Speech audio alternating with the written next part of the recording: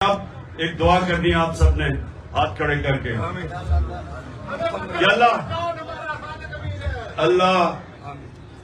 ہمارے ملک کو سب سے میری جو دعا ہے نا کہ ہمارے ملک کو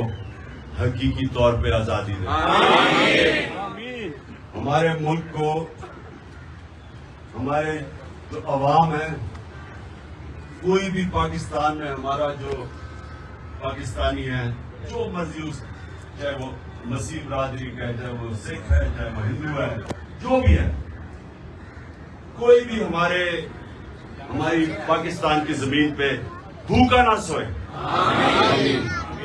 اور ہمارا وہ ملک بنے